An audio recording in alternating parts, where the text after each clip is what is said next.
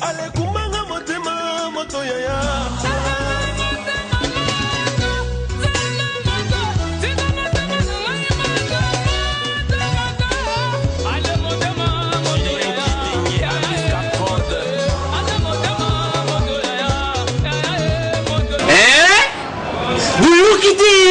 Vuguyoka kaka. Kinshasa Nabiso Kin eleki partout. KNB Kinshasa Nabiso Kin eleki partout. Kinshasa eleki partout. Mikuru neza bino pardon. Jima sala ilo karatakate. Ya ona benga yo. Jima mukende. Umela. Bana Kin. Kebana jago zape so kuta nango KNB Telema. KNB Telema Kinshasa eleki partout. Jima kendi. Umela. KNB ko zape te so kuta nango check au Vandi. À travers la flamme par la com, devenant fort. Kinshasa Mbotepe, bienvenue dans le magazine Bolinga Kamingi KNB Kinshasa Nabiso.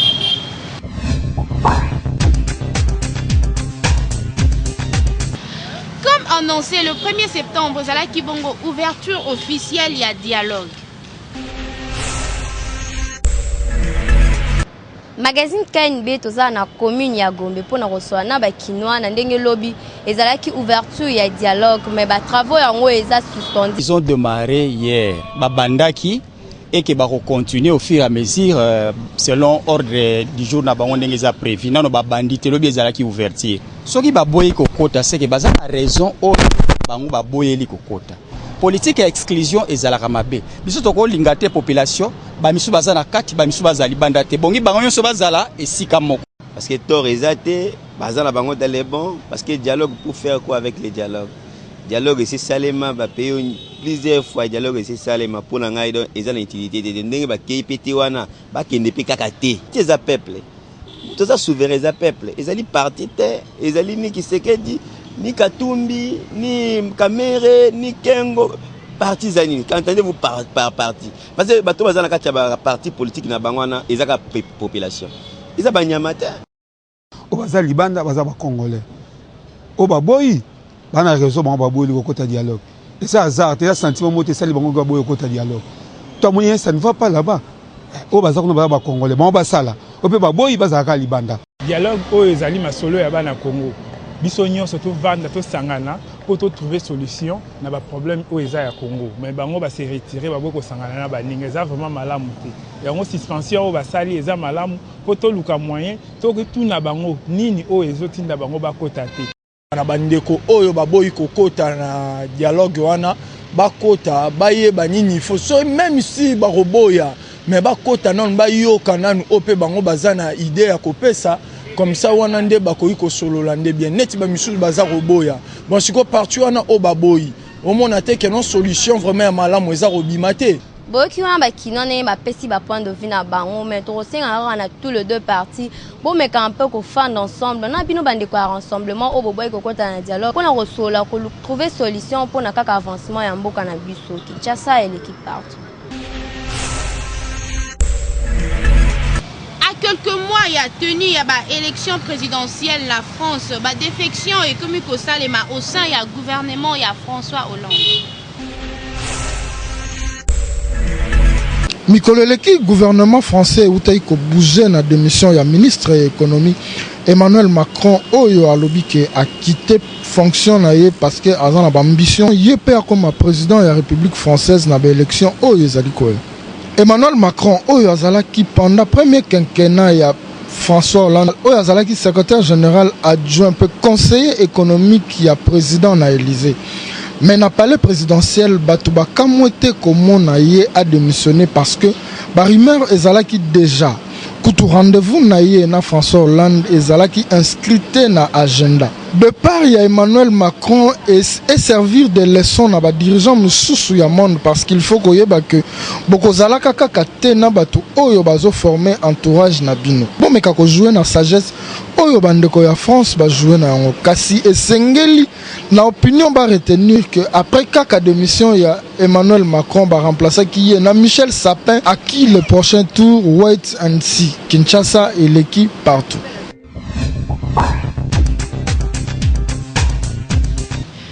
bakino ba réagir na micro na biso par rapport ya basi oyo bayambaka bapaya na absence ya mobali et surtout ceux qui mobali ayebi mopaya wana te. Kinshasa eleki partout toza na quartier Matonge 1 na avenue Chikapa. Esika toyi kosolola na ba papa na ba maman ba yebisa biso est-ce que ça normal na mwasi ya libala. Ayamba bapaya na absence ya mobile ni sans pour autant mobile na ye azala au courant boyo kanenge ba répondre biso. Moi ça ko yamba ne bapaya. Akoya par après ngasu na ye ako expliquer nga que non ayamba bapaya bapaya ba utekiso ba uti esika boye. Toza mutu moko nga entre nga na mwasi na nga to toza eloko moko. C'est normal, l'absence c'est normal. Hein? Et quoi c'est normal, ceux qui sont au courant, mais ceux qui sont au courant, donc jamais, plus jamais. Donc plus jamais, on doit accepter ma bêtise à marque. Surtout que il faut ma boue. Puis la mi-balle, TV, donc jamais on accepter en côté. Bon, et ça vraiment normal, parce que ma téléphone est commun. Ceux qui m'ont payé un milieu brusque, une femme mariée, tu dois d'abord appeler ton mari pour lui dire que non, voilà, recevoir invité mon boye, mais et ça qui vraiment le programme n'a sauté. Par là au Kolinga, oye parce que pour ça mobile na yo soka koloba oui, là tu peux la recevoir. Soka lobi non, au luki ka raison mo pousser que non tout ça la route ensemble parce que nazaki obima. Et ça vraiment normalité parce que tu es une femme mariée d'ailleurs. Ceux qui mobile na abimi avant kuta bima po ezalaka nango pe mobali pa kota abimi abosa kelo kayo ozonga donc yo ozo yamba ba paya sans ko informer mobali nao donc pour nanga vraiment trouver ngo eza jamais ça normal ata mukete yeba kango landa ngo lelo parce que un jour nzamba osungo okota libala komeka osala ngote komeka jamais ko sala ngo oyamba mpaya mabo sans autorisation mobali nao ye abete surtout mobali. Boyo kindenge bakino ba réagir na micro ya Kanba alors conseil pour na yo mwasi ya libala en tout cas ça serait préférable soki oyambi bapaya na ndako nous sans pour autant mobali na yo azala au courant eza malamu te ça serait mieux soki bapaya baye même si oyeba kité bango baye ba surprendre yo ça serait mieux obenga mobile non na téléphone ou soit au saler message pour que azala au courant parce que soki aye na ndako akuti bapaya et que ye azala kité ayebi bango te ko créer le ba problème et ozala lo mo ya malamu te. Kinshasa et l'équipe partout. Jeune fille kinoise mingi balingaka kolinga ba jeune garçon ba uti na mboka mais na suka nango koka alie mbongo pe na suka nango aibi to ebite soki comportement wana elinko la kisanini boka ndenge ba déplorer comportement n'est pas ba kinois na micro ya KNB.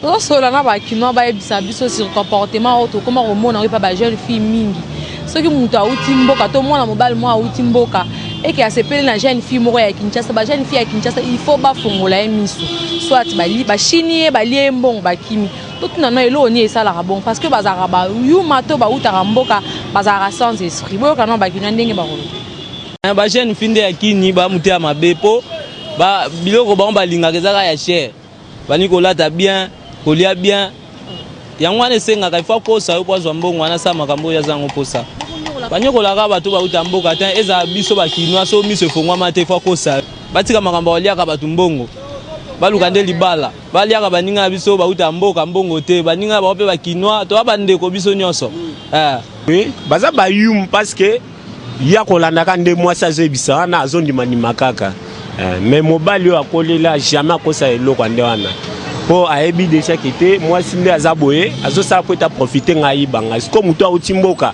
ye c'est-à-dire mwasi akomema ye kote nyonso to olinga kasi oyo utamboka tsa ye amoni mwasi asepeli na ye ke basala na ye vie badévelopper na ndenge calme mais ye oke na boule na ye aza na ide mosuku ya motu oyo nalieka mbongo aza na ye moshina oke te oboseni mpe te ya mosuku no mobali ya vino mpe ye wana kaka ndenge bandeko na biso bakongo balobaki no mamona mbwa mafulaku mbundu donc oyo mbwa amona na bamako ekufela na motema tia lobati yango bandeko na biso bazota mboka bazoya oyo bazomonaka mpe na bafini na biso Kinshasa abwe donc ntango azozonga na mboka kuna mwalo bango eza te ekufeleka na motema boyoki ndenge bakinois bapesi bapoint de vue na bango vraiment na bafille oyo bose comportaka bongo eza malamu te fo koyeba eloko olingi mpo soki omoni kolingi na omutu bato te eza mpe malamu te olia mbongo na ye mpo bato bautaka bamboka bayaka na baobjectif na bango ayasala makambo mpo azonga na mboka ke kosala soki mpe asepeli oyo mosusu akobala o aki azwi famille na ye mpo bozala lobi na avenir bino mibale ke na olia mbongo ya motu okimi ye alia akomi kolela na komona yeba kolela ya motu ekoki mpe kobakisa mpasi na vie na yo vraiment bomeka kochange bafille oyo bosalaka bongo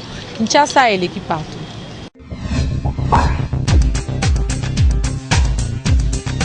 Bakretien mingi basengaka nzambe asunga bango epi mingi balakaka nzambe soki nazwi na kozanga te kotia dime me akokambo ezalaka kio soki azwi ebele mpona kotia dime esikomaka problème toyebi te soki ezaka lokosa mbongo to mpe ameli na ye nzambe.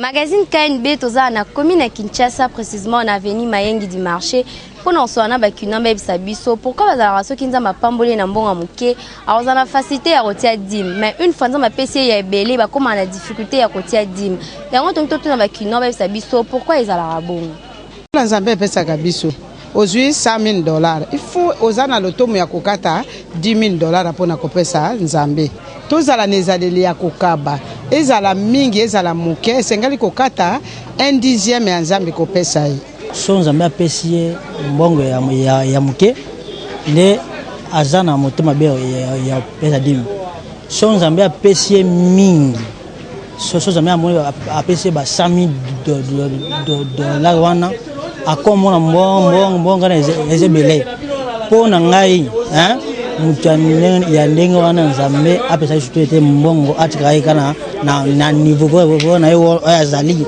ya ba $10 kaka sata okobota mwana te aza na bozwi nzambe nda okobota mwana mpo aza na bozwi fale koyebaka nana lamuso na makasi mpo oluka pozwa soki ozwi lokola 10 fale okata ata 5 mpo na ngai mpo nakata ata 5 mpo napesa 10 mpo na nzambe wana eza kozanga kondima mpo soki moto ozwi muke opesi ozwi ebele ozangi kopesa cela veut dire ozangi kondima soki oza na kondima oyebi ke nzambe nde moto apesaka ye nde asalaka makambo nyonso mpo na yo ata ozwi muke ata ozwi ebele okopesa bolandi wana ye bakinois balobeli bato wana alors na bino oyo bolinga kopesa nzambe badima muke boponelaka nzambe montagne okopesa ye eza malamu mingi te parce que nzambe ntango apesi oyo ebele atali te dime oyo opesa me yo mpe ntango nzambe apesi oyo ebele elakisa mpe bolingo to mpe volonté mpe ya kopesa mpe na nzambe no mpo akontinue kosalela oyo ya minene eza te soki ozwi dima muke opesa ya ebele nde opimelaka nzambe wana vraimen eza malamu mingi te oyo bosalela yango bomeka mpe kochange Kinshasa eleki partout.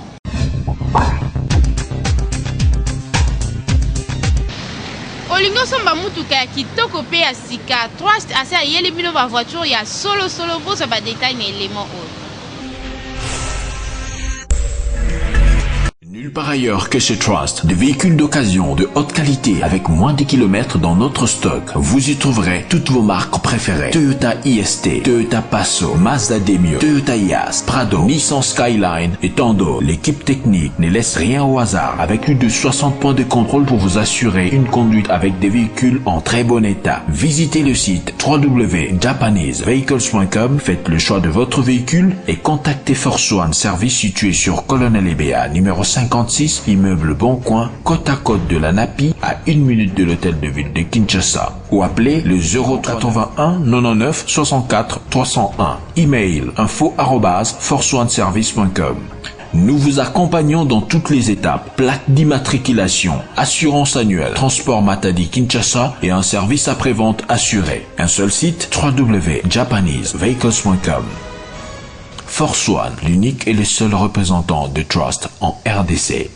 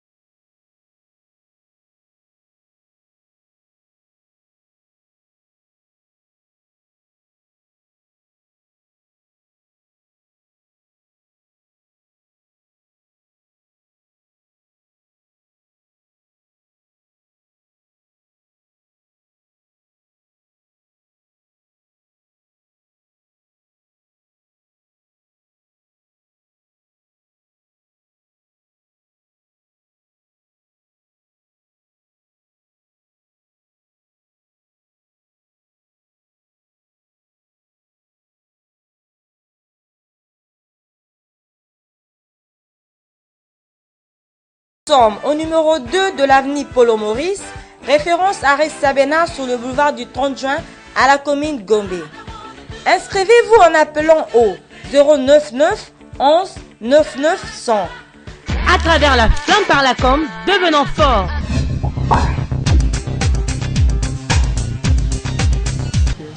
Batu mingi na Kinshasa bazalaka soki asengi mutu oyo azalaka na mbongo eke apesi ete okomona abandi kotonga eto pe kotumba epa batu nsusa bosani ke mutu mbongo pe azangaka.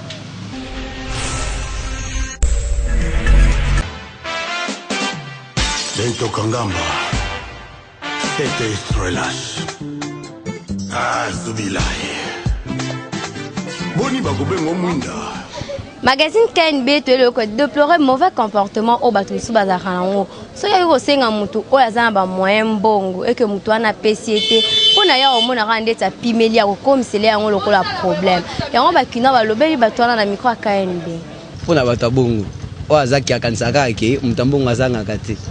Il faut pas comme na tourne et puis comme na likambo pa e basoko tani ni siko sala ndeni so mutana mbongo akozanga to akozanga. Faut pas comme na likambo wana a expérimentango ainsi quand on a raison à likambo basala gai mutu ndaza boye azala rapena ba o eza ba priorité na ye hein mutu yoko sengelo ka koza pena o eza priorité na etam ça problème na ye moko boye faut a canaliser besoin na ye na likambo wana mais etam so kozala na capacité ya ko impossibilité plutôt hein ya ko résoudre likambo na yo wana bon ko sala yango problème que il faut na kangela ekanda parce que aboy ko résoudre les kamnanga na kanisi eza penda lolengi ya malamu te hein to azape na mbongo azape akopo ozanga okoza penda biso ba million meza mukomusupe mbongo ozanga cela veut dire ba ope bazo ozanga ba pena confiance ya maloba bato azana ngo ebele okoza nango lelo lobi bo ozangi doza yango ba réalité mokili donc neti ngabo soki mutu na mbongo ebele bonake abiki zati na comprendre nga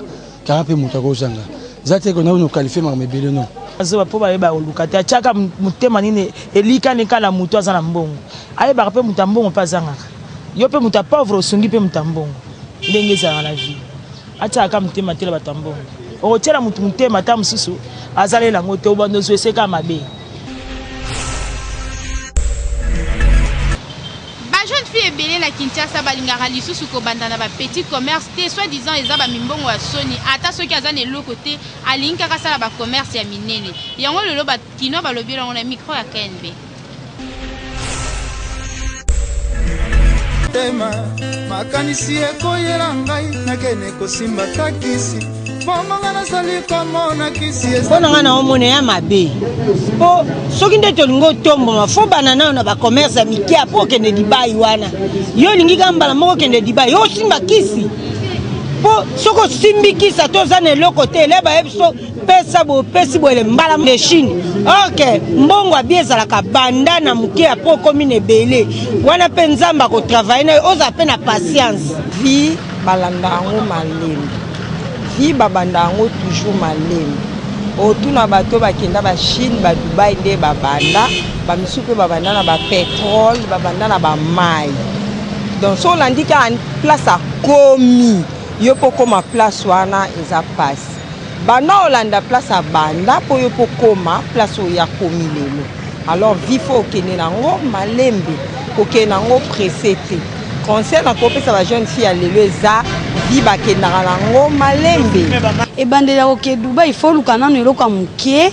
obandi koteka ntango eloko wana ekoli nde okoluka bamakambo ba Dubai wana na boye soki nde tozoluka ba Dubai seke okelinga mibali wana bamaladi ezali bato ya science okiti mpe bazali bakosalela mpe étoile na yo do eza mabe mpo na ngai oyebi na français ke non pour mieux sauter faut reculer commerce ebandaka oza na moke ti obandi na moke wana nzambe opambolo atio maboko lobilobi ekomi ebele osepeli kamo bo mokili emoni e comprendre ke non moto oyo abandaki na moke akomi na ebele yo sikoyo ata moke oza nango te bolingo bandamba moko na ebele bon mpo na ngana ba jeune fille wana soit fait d'argent etinda bango na banzela mabe bamosusu bake komi kotina ba maison bake kosala ba science pour ke bazwa mbongo ya mbala moko ale leka kota ya science wana bapesi condition bien boma leki na yo boma grande sœur boma mama mbongo na sikoyo komutina baloyenge kokende ba Chine bapoto banini donc na banzela moko ya mabe mutu faut la patient mutu vraiment wabengi mutu faut la patient nzambe mutapesaka eza nzambe.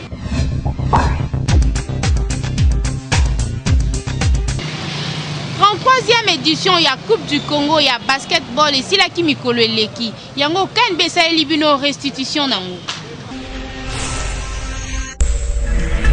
33e édition ya Coupe du Congo ya basket et sila ki bongo mardi 30 août eleki. République démocratique du Congo a yebi bongo ba club oyo ko représenter na Coupe d'Afrique interclub ya basket. Il s'agit ya BCV Club de Kinshasa, na BC DSMP de Lubumbashi chez les dames et BC New Jet de Kinshasa, na BC Mazembe chez les hommes. Le BCV Club a bimi champion avec 9 points, a gagné qui match na finale face à BC INSS 58-40. P deuxième et Zabongo BC DSMP à Lubumbashi Oyo a silisi championnat avec 7 points. Chez les hommes, BC New Gen a gagné qui BC Mazembe 62-48. Il faudra retenir donc que Maxime Mounango ya New Gen a remporté qui palme et meilleur joueur chez les messieurs. Puis Patrick Bouzangou ya BC STP Azalaki meilleur tripointeur chez les hommes. Chez les dames, Janine Kapinga ya BCV Club a sacré meilleure joueuse P Nora Bombolo meilleure tripointeuse Yepé Azakaka ya BCV Club. Compétition yango et se déroule qui normalement P Angouma ya ba supporter Cezalaki Makasi. Bonne chance na ba représentant nyonso ya RDC na compétition africaine interclub ya basket. Peu na ba club oyo bakoki ko se qualifier te bosala makasi pour la saison prochaine bobeta Coupe d'Afrique. Kinshasa et l'équipe partout.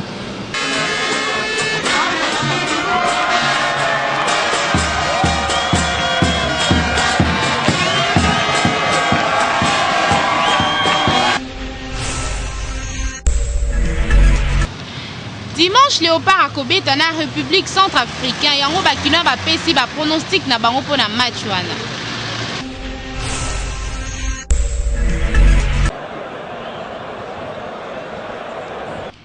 Dimanche 4 septembre, ba Léopard ya RDC ba kokutana na ba Centrafricain na cadre ya 6e journée. Il y avait éliminatoire Cannes Gabon 2017. C'est pourquoi le loto solo là. Na quelques kino ba mekana nous kopesa biso ba pronostic na bango par rapport à rencontre wana.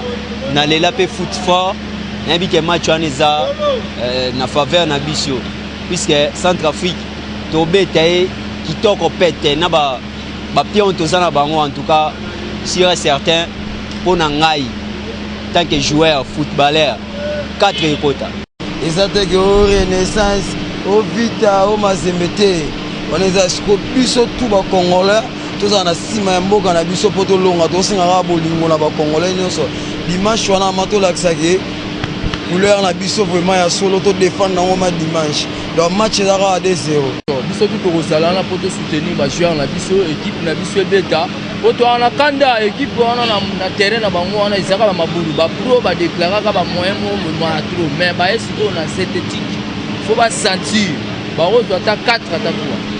Tous souhaiter bango ba bonne chose parce que ces équipes na biso otokumisa tant que pe moi na mboka na nationaliste patriage to ebike le dernier match na biso asuka mamba be kozala mais pour na ngai pronostic ezaki to gagner 3-1 ba kita ba matana kisasa na mabele oyo ba la en plus omona ba match minga Léopard comme la bango kilio na Martin ba match asuka mais pour comme ka Denis Kamba ya zawana et le côté ba olala azu ya muke ba kozwa 4 pena 0 pena na Martira faut gagner ça m'obliger faut gagner pour gagner biso aller na mboka na bango biso pe faut gagner bango retour awa na mboka na biso pour na match à 3-0 to gagner bango et alors on est mbali biso to assister match à Léopard na 18h30 et deuxièmement donc tout ça na qualification na biso na maboko la sire na ba joueur na bien na ba international makasi ba bolacier mais souci ça pour bakambo asate mais na Léopard na nga isa au grand complet Centrafrique bozo 4 exacte o muta Renaissance yo ya ve o ya dering nga mwana fibo mais na sengi match wana toza la bomoko match wana za to beta bon pena 4 pour za match asuka ibenge ata classement bien azala l'aise. Mutuna mutapesi score na ye oyo alingi ba Léopard ya RDC ba gagner les rencontres wana biso to souhaiter bango bonne chance parce que mboka mobimbeza na posa ya romona bango na CAN Gabon 2017 Kinshasa et l'équipe partout. Bolanda actualité oyo dominé Facebook na dobi ya weekend oyo. Actualité na Facebook eza dominé na ba photo ya Gabon et sikanini depuis ba annonçaki Ali Ben Bongo a gagné ba élection présidentielle ya Gabon il y a le 27 août 2016. Ali Ben Bongo 49,80% paie jumping 48,23%. Population contre ba résultat wana ba bimi na ba balabala pe ba bandi kotumba biloko. Assemblée nationale na banda kumususu est tombé victime. Affrontement entre la police na population kutu ba rappelé jumping na ba internaute mususu Mwanza abetaki na makambu ya Bagbo na Ouattara na crise ya Côte d'Ivoire. Aboyaki recontage. Nani ya kosengela jumping recontage sikoyo.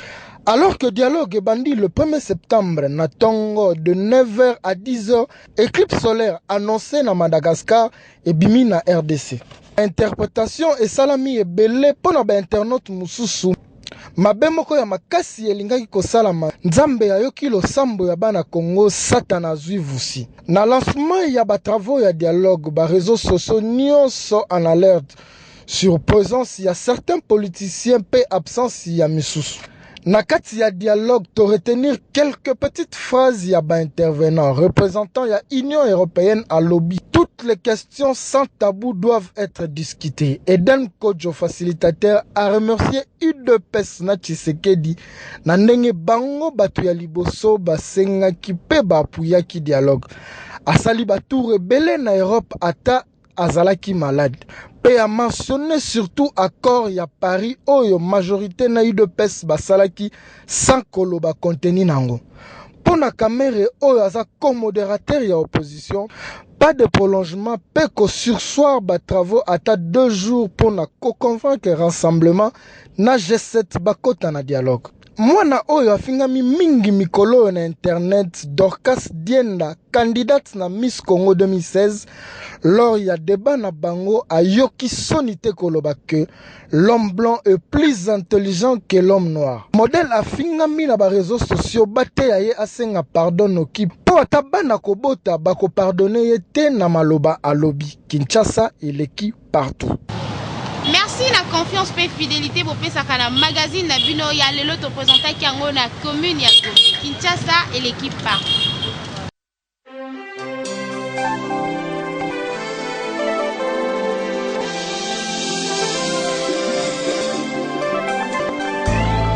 À travers la flamme par la com, devenons forts.